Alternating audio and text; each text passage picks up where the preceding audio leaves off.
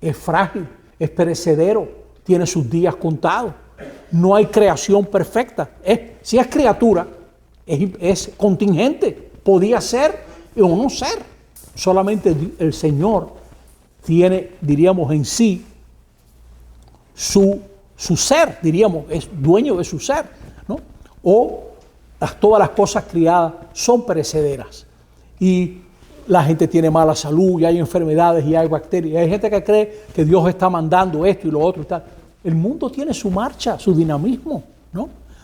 Cómo yo lo vivo, eso ya es otra cosa. Ahí me ayuda Dios, por supuesto, ¿no? Que el hombre debe respetar con el reconocimiento de la metodología particular de cada ciencia o arte. Cómo funciona la economía, por ejemplo. La investigación metódica de todos los campos del saber. Si está realizada de una forma auténticamente científica y conforme a las normas morales, nunca será en realidad contraria a la fe, porque las realidades profanas y las de la fe tienen su mismo origen en Dios. Más aún, quien con perseverancia y humildad se esfuerza por penetrar en los secretos de esta realidad, está llevado aún sin saberlo como por la mano de Dios, quien sosteniendo todas las cosas da a todas ellas el ser. Esa es la creencia de nosotros los católicos. Es decir, usted está investigando, se apure, investigue sin miedo, ¿no? Que usted no va a encontrar nada que se oponga, diríamos, a lo que creemos, ¿no? Ahora, son en este respecto de plural, dice, ciertas actitudes que por no comprender bien el sentido de la legítima autonomía de la ciencia, ¿cómo le van a decir a Galileo que lo que él está observando es falso? Lo está viendo. Está viendo que el universo tiene varios centros, el que él conoce, ¿no? Que hay lunas girando alrededor de Júpiter. ¿Cómo van a decir que todo gira alrededor de la Tierra? ¿No? O él está viendo que la Tierra se mueve alrededor del Sol. Se han dado algunas veces entre los propios cristianos actitudes que, seguidas de agrias polémicas, indujeron a muchos a establecer una oposición entre la ciencia y la fe. El caso de Felipe II, cuando le dice: Majestad, el Manzanares a cada rato inunda esta ciudad, tenemos que hacer algo. Felipe II, cuidado, que si Dios hubiera querido otra cosa, ya lo hubiera hecho.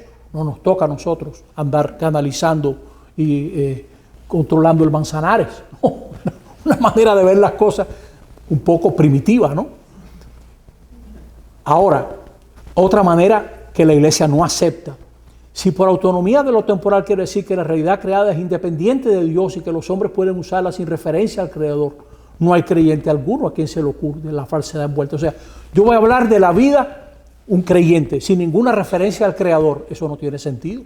Voy a hablar de la dignidad humana sin ninguna referencia al Creador, ¿no? Dice, no hay creyente alguno a quien se le oculte la falsedad envuelta en tales palabras.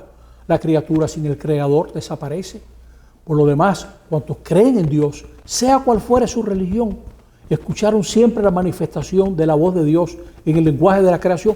No es falta ser cristiano. ¿Cuántas otras religiones ven en la creación, como diríamos, una manifestación de la bondad del Creador? Más aún por el olvido de Dios, la propia criatura queda oscurecida, ¿no? Y es así. Ese grafiti famoso de Dios ha muerto, Nietzsche, ¿no? Nietzsche está muerto, Dios, ¿no? O sea, es un chiste, pero lo encierra una gran verdad. O sea que para nosotros los creyentes, la referencia tiene que estar siempre ahí, por supuesto, ¿no? Y esto está llegando, esta parte de la presentación, estamos llegando al fin. Esto es una caricatura que leí en un periódico español, ¿no? que es preciosa porque capta dos españoles hablando. Dice uno: pero Galileo decía que sabía Galileo astronomía. Mendieta, lo que pasa es que en este país habla cualquiera. Bueno, esto es la presentación del PowerPoint. Ahora, con las hojas nos vamos a fijar en estos minutos, vamos a fijar en otras cosas, ¿no? Bueno, ya ven que en la primera hoja, en el primer párrafo, se insiste que se pasa de una forma de razonar a base de autoridad. Creo que quedan papeles ahí todavía. ¿Queda alguno? Sí, si a alguien le falta, ¿no? De pensar, de sustentar el pensamiento en la autoridad o sustentarlo en la experimentación.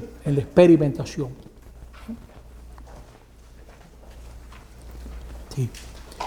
Y Ya, lo demás yo creo que está bastante claro en esta página, se entiende todo y lo hemos explicado. Ahora vamos a la segunda página.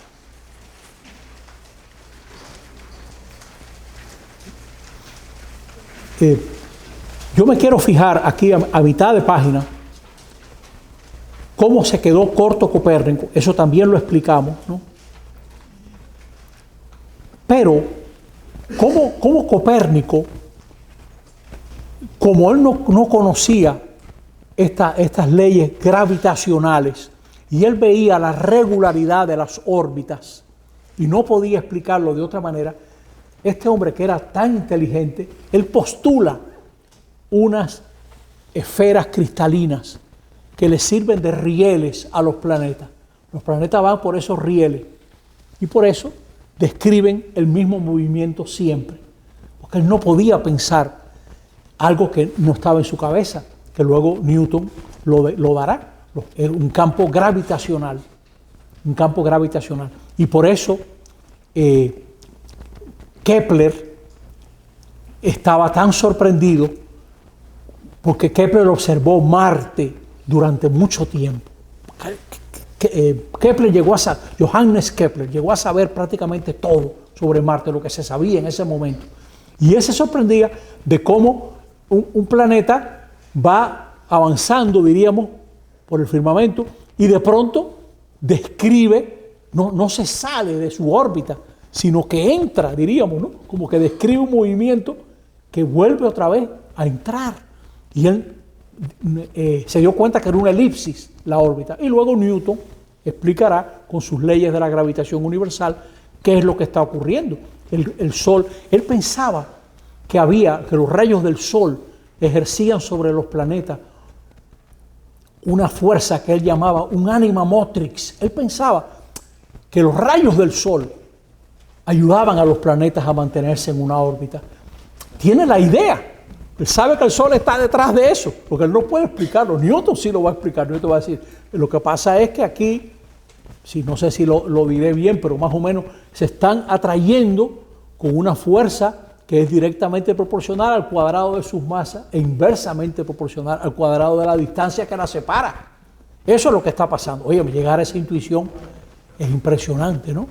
Aquí está ejerciendo una fuerza en este firmamento, ¿no? Es así. Y usted se imaginará, para un creyente, el prestigio de la ciencia, diríamos, de esta ciencia naciente, donde a la autoridad de los textos antiguos, lo que se le pone como alternativa es los experimentos compartidos en sociedad. Esta es la época, empiezan a surgir las sociedades científicas, por ejemplo, la de Londres, la francesa, por ejemplo, la de Londres, la más prestigiosa, donde no es solamente lo que tú investigas, sino que hay colegas que comparten lo que tú has investigado. Y usted se imaginará qué impacto tuvo en aquella sociedad inglesa que hubiera un señor que dijera, este cometa que cada tantos años, 70 y pico de años, aparece en los cielos, si es verdad lo que Newton ha calculado, y si pudiéramos decir que la masa de ese cometa, de la cabeza de ese cometa, es tanto, y si pudiéramos decir que la distancia que lo separa del Sol es tanto, y que la órbita que recorre más o menos es esta, debiera verse en el cielo inglés hacia el mes de tal año. Y ese es Hubble que va a definir cuándo va a aparecer el cometa. ¿Tú te imaginas? Qué prestigio, un hombre que murió antes de verlo, ¿no? Pero digo, yo creo que sí, que va a aparecer. Si es verdad lo que ha calculado este hombre, esto tiene que aparecer por el cielo en esta época, ¿no? Qué prestigio, ¿no? Y cómo esto va a crear hay un libro muy famoso que está traducido al castellano. El hombre se llama Paul Hazard, Hazard, Paul Hazard, La crisis de la conciencia europea. Eso es un clásico, ese libro, ¿no? La crisis de la conciencia europea. Porque él estudia de cómo eso impactó a los católicos y a los cristianos de Europa. Pero espérate, la Escritura me dice esto, pero mira lo que esta gente está observando. La Escritura me dice que el mundo tiene como unos 5.000, 6.000 años, pero están descubriendo fósiles que tienen por lo menos más de 50,000 y 100,000 años. Entonces, ¿cómo se entiende esto? ¿Qué es lo que me están diciendo? Y no pueden compaginar porque tienen una lectura de la Escritura literal. Confunden la verdad de la Escritura con la lectura literal, porque el Concilio Vaticano II, en ese documento bellísimo que se llama Dei Verbum, la palabra de Dios, nos va a decir que la verdad que nos quiere revelar la Escritura es la verdad que nos ayuda a salvarnos, ¿no? Pero que la Escritura no es un libro de astronomía, ni de ciencia, ni de nada. Muchas veces en la Biblia, el que la escribe piensa que la tierra es plana y que hay aguas debajo y aguas arriba, ¿no? Y según sea, pues van abriendo, ¿no? las llaves, ¿no? Esa es su visión, y el Señor no se revela para corregir visiones científicas o políticas o incluso matrimoniales, que hay mucho movimiento familiar cristiano en la Biblia, no tanto por lo familiar, sino movimiento. Sí, hay un movimiento tremendo. O sea, dice uno, ¿pero qué es esto? ¿No? Sí, porque no se mete a corregir esas cosas, y no, más bien está dando algo que nos ayuda a salvarnos. Pero para ellos fue una crisis tremenda. Y como la iglesia era un poder en tierras, en dinero, en política, asesora de reyes y garante de un sistema político tremendo como fue el absolutismo, la ilustración que busca cambiar, lo primero que van a hacer los ilustrados, no se pierda la próxima conferencia, lo primero que van a hacer es, hay que acabar con la iglesia. ¿Y cuál es la primera línea de la iglesia? Los jesuitas. Ya usted sabe la próxima clase, ¿no? ¿Cómo es que va a salir eso? Entonces, ya les decía antes que Tycho Brahe, estamos en la página 2, va a eliminar esas esferas materiales porque él va a mostrar que hay un cometa que ha cruzado entre esos planetas y ahí no se ha roto ninguna esfera de las que postulaba el amigo Copérnico. Este es Tycho Brahe. Pasemos a la página 3.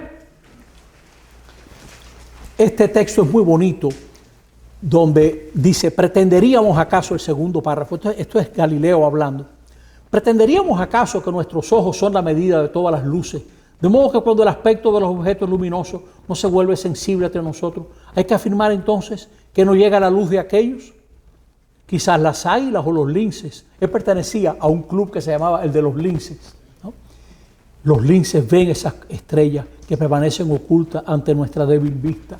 Hoy en día sabemos, por ejemplo, que hay patos que migran al mismo lago en Argentina, desde Canadá sin visa, orientándose por las estrellas que nosotros no vemos. Esos animalitos ven muchas más cosas de las que vemos nosotros, ¿no? Y a veces, ¿no? Qué sé yo, cuántas veces en la noche tenemos un perro al lado de nosotros y el perro está viendo 10 veces cosas, había estado oliendo 10 veces más que nosotros, todas las cosas, ¿no? Etcétera, ¿no? No digamos de los osos, bueno, a la hora de oler, ¿no? En realidad no basta con mirar, hay que mirar con ojos que quieran ver, que crean en lo que ven y que crean ver cosas que tienen valor, ¿no?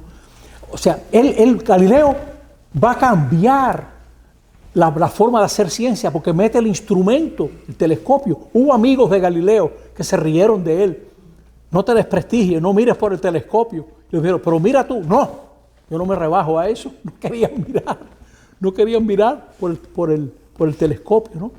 Usted se ríe, pero hay gente que no quiere usar la computadora, gente inteligentísima que no quiere que le enseñen internet. No, si tienen miedo que lo jalen para adentro, ¿no? Bueno, de hecho hay niños que sí, hay niños que le ha salido una mano y lo ha jalado para adentro, ¿no? Y más nunca se le ha visto, ¿no? Diríamos, o más nunca ha vuelto a pensar, ¿no? Sí. Bueno, vamos para la página 4. Sí. En esta página 4 está el ejemplo de cómo Galileo ridiculiza al Papa, porque el Papa le vuelve a hablar otra vez de Aristóteles y tal. Entonces, en el libro de Galileo, el que escribió más tarde, Los dos sistemas del mundo, dice, coloquios de las 4 jornadas sobre los dos máximos sistemas del mundo, él deja mal al Papa porque dice, si yo no estuviera viendo que todos los nervios vienen del cerebro, como Aristóteles dice que vienen del corazón, tendría que decir que vienen del corazón, pero estoy viendo que vienen todos del cerebro. Se está burlando, ¿no? Bueno, vamos para la página 5. Ahí está clara la fecha de la segunda condena del 1633. Y aquí está el problema de por qué Galileo entró en conflicto con la Biblia. Fíjense el párrafito que dice: si los pasajes de la Biblia referentes al sistema del mundo interpretados por la tradición de una forma literal resultan absolutamente verdaderos e intocables, entonces, dada la interpretación realista que Galileo efectúa con respecto al pensamiento de Copérnico, contrasta con los pasajes bíblicos citados e interpretados de un modo literal, se hace inevitable un choque frontal entre la Iglesia y Galileo, ¿no? Y ahora miren aquí abajo en la página 5, ya en el último párrafo, Lutero, en sus charlas de sobremesa: la gente ha prestado oídos a un astrólogo de Morondanga, ese es Copérnico, que ha tratado de demostrar que es la Tierra la que gira y no los cielos y el firmamento, el sol y la luna.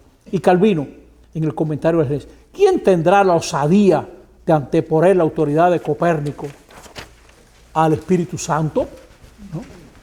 Y Calvino mismo decía: Cristo nació de la Virgen, la Tierra está en el centro. Decía, o sea, porque esa era su forma de leer la Escritura. Bueno, yo los dejo con este pensamiento. Esta es la época en que la razón va a ganar ese gran prestigio y va a haber pueblos que entran por este camino. Y ahora recojamos la primera charla del otro día. Lutero, que decía: la razón es una mujer de vida alegre a la hora de creer y de acercarnos a Dios. No estemos creyendo a la razón. Eso va a crear un gran problema. Los países que tuvieron ilustración más fuerte son los que denigraron antes más la razón, en cierto sentido. Aunque también del lado católico hubo muchas objeciones a la ilustración. Y también la ilustración se va a exceder, porque la ilustración va a llegar a concebir, diríamos, como la única manera de abordar la realidad es la razón, pero también están los sentimientos. Y también es cierto que la forma aprobada de expresar un experimento para que sea aceptado por las sociedades científicas es la matemática.